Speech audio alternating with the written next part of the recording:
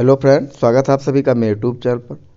आज हम आपके लिए लेके आए हैं गृह विज्ञान का दीर्घ पाठ योजना, जिसका प्रकरण है, टॉपिक है आपका कढ़ाई कला।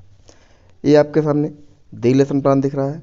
एक बार हम आपको पूरा लेसन प्लान दिखा देते हैं, उसके बाद आपको step by step, line by line बताते चलते हैं कि कैसे बनाया जाता है दी लेसन प्लान। ये आपके सामने 2 पेज दिख रहे हैं। ये पेज नंबर 1 है, ये पेज नंबर आपका 2 है।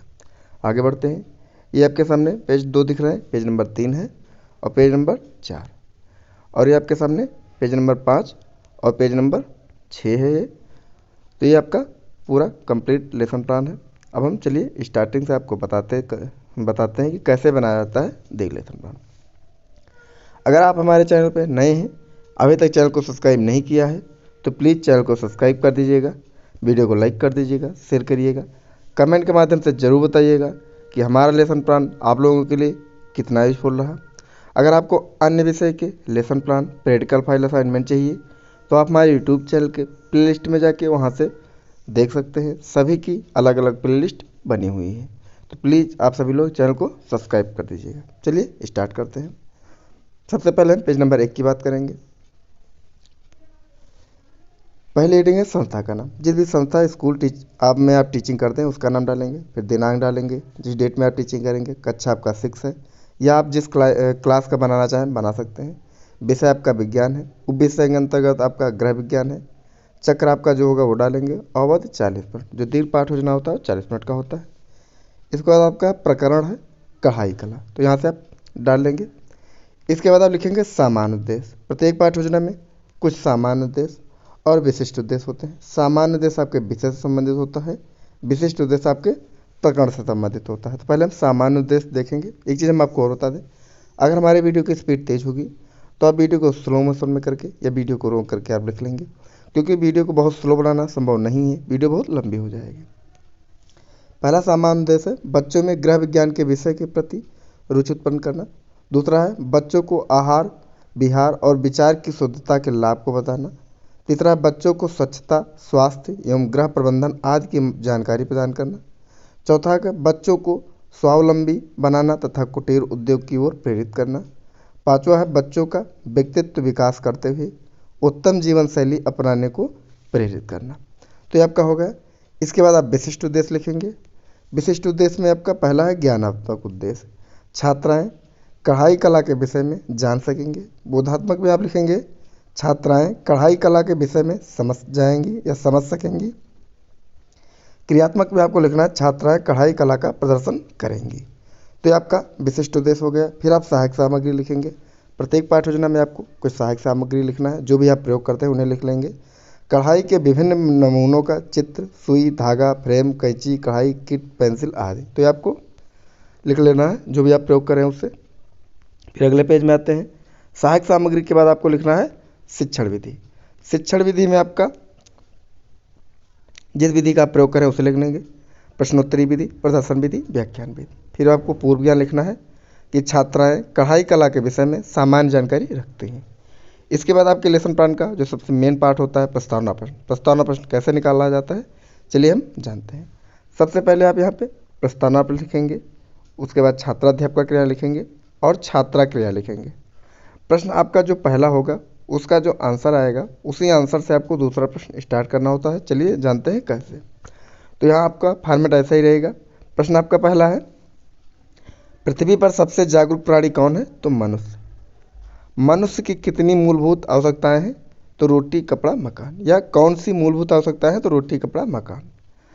तीनों आवश्यकताओं का नाम बताओ। तो ये आपका हो जाएगा कि रोटी, कपड़ा, या कि तीन आवश्यकता, कितनी आवश्यकताएं हैं? तो 3 आवश्यकताएं हैं।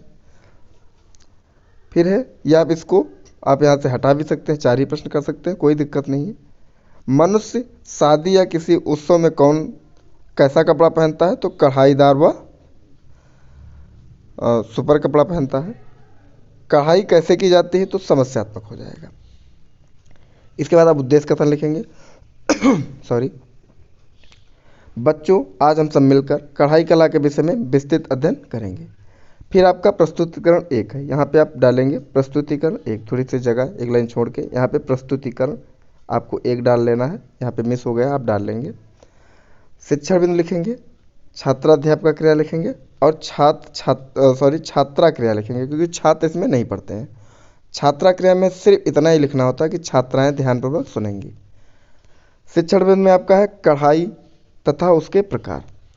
ये आपका शिक्षण बिंदु है, तो इस पेज में आपको मिल जाएगा, शेष आपको इस पेज में मिल जाएगा। तो पहले हम इस पेज की बात कर लेते हैं, इसके बाद अगले पेज में आते हैं।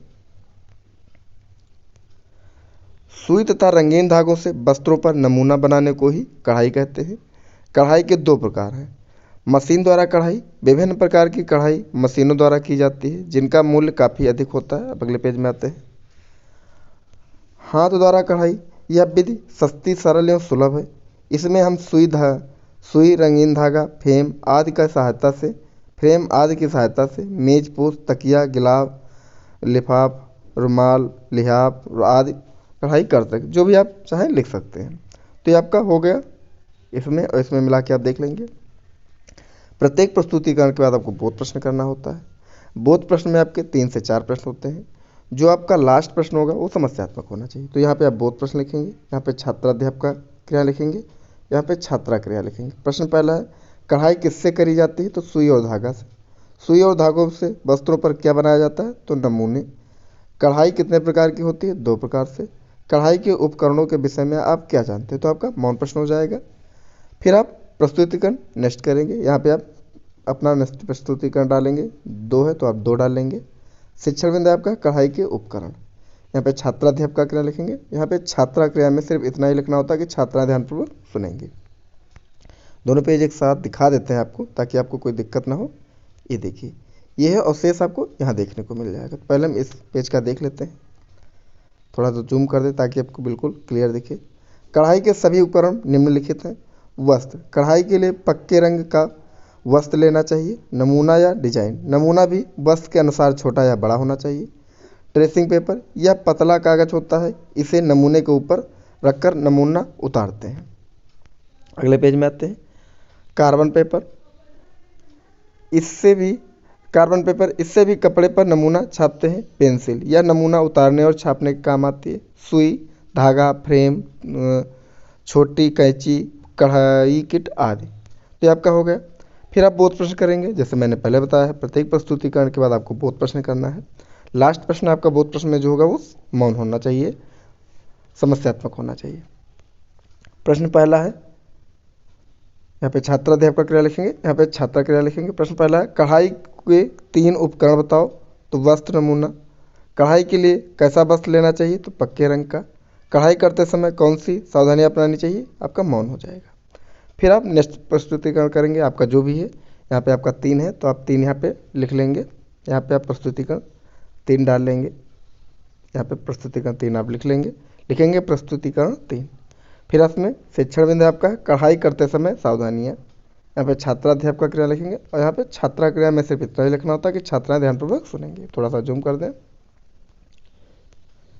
कढ़ाई करते समय निम्नलिखित सावधानियां बरतनी चाहिए। नमूना वस्त्र के अनुकूल हो। धागे के रंगों का उचित चुनाव करना चाहिए। गांठ नहीं दिखनी चाहिए। टाँके मजबूत हो ताकि कढ़ाई खुल ना सके। हाथ धोकर साफ हाथों के साथ कढ़ाई करनी चाहिए।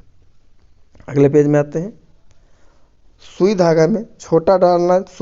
धागा छोटा डालना चाहिए, जिससे कढ़ाई करते समय धागा उलझे ना और सही तरीके से बने। तो आपका प्रस्तुतिकरण हो गया। फिर आप स्वयंपाठकार करेंगे। आपका जो लास्ट प्रस्तुतिकरण होगा, अगर आप 3 प्रस्तुतिकरण कर रहे हैं तो तीसरे प्रस्तुतिकरण के बाद आप स्वयंपाठ कर लेंगे। अगर आप 4 प्रस्तुतिकरण कर रहे हैं तो चौथे प्रस्तुतिकरण के बाद आप स्वयंपाठकार कर लेंगे। आप जो सामाजिक विषय के लेसन प्लान है या होम साइंस के, इसमें ज़्यादा स्वयंपाठकार नहीं होता है, तो आप लास्ट प्रस्तुतिकरण के बाद स्वयंपाठकार कर सकते हैं। मैथ साइंस में आपका ज़्यादा स्वयंपाठकार होता है, इसलिए प्रस्तुतिकरण के साथ में स्वयंपाठकार करते हैं। तो कोई दिक्कत नहीं, आप चाहें तो साथ में बना सकते हैं या लास्ट में आप ऐसे ही बना सकते हैं। यहाँ पे स्वयंपाठकार लिखेंगे और एक ब्लैक चार्ट पे जो मेन बिंदु होंगे उसको लिख के अपने लेसन प्लान में चिपका लेंगे, तो आपका लेसन प्लान कंप्लीट हो जाएगा। तो यहाँ से देख के आप लिख लेंगे। इसके बाद आपका स्वयंपाठकार के बाद नेक्स्ट हेडिंग है। आपका जो फॉर्मेट है, जो हेडिंग है, वो बिल्कुल सेम है, इसमें कोई अंतर नहीं होता है। हाँ, इसके अंदर जो मैटर है वो आप अपने हिसाब से कम ज़्यादा करके लिख सकते हैं। तो स्वयंपाठकार के बाद आपका नेक्स्ट जो टॉपिक बिंदु है वही निरीक्षण कार्य। छात्राध्यापिका छात्रों को श्यामपट्ट पर लिखे गए तथ्यों को अपनी उत्तर पुस्तिका में लिखने का आदेश देगी तथा स्वयं कक्ष में घूम घूम कर निरीक्षण करेगी। ये आपका निरीक्षण कार्य हो गया। फिर आप पुनरावृत्ति प्रश्न करेंगे। सबसे लास्ट में आपको पुनरावृत्ति प्रश्न करना होता है। पुनरावृत्ति प्रश्न में आपके 4 से 5 प्रश्न या 5 से 6 प्रश्न भी कर सकते हैं, कोई दिक्कत नहीं है। तो यहाँ पे पुनरावृत्ति प्रश्न लिखेंगे, यहाँ पे छात्राध्यापक क्रिया लिखेंगे, यहाँ पे छात्रा क्रियाएं लिखेंगे। प्रश्न पहला है, कढ़ाई किसे कहते हैं? तो सुई धागा तथा धागे से वस्त्रों पर नमूना बनाना कढ़ाई कहलाता है। प्रश्न 2 है, कढ़ाई कितने प्रकार से की जाती है? तो 2 प्रकार से। 2 प्रकार के नाम बताइए। तो मशीन द्वारा, हाथ द्वारा। सॉरी, नेक्स्ट प्रश्न है प्रश्न 4, कढ़ाई के कुछ मुख्य उपकरणों के नाम बताइए। तो सुई, धागा, वस्त्र, कैंची, फ्रेम आदि।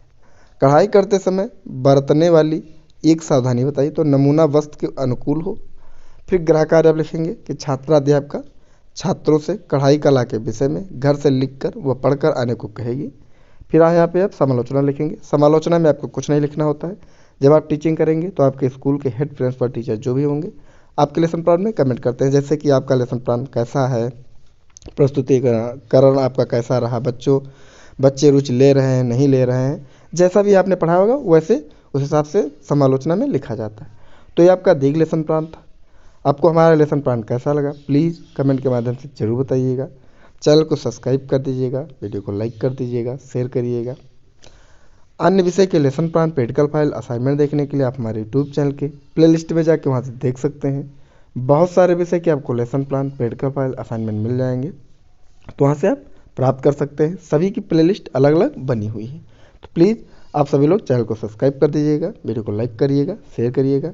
वीडियो के अंत तक बने रहने के लिए आप सभी लोगों का बहुत बहुत धन्यवाद।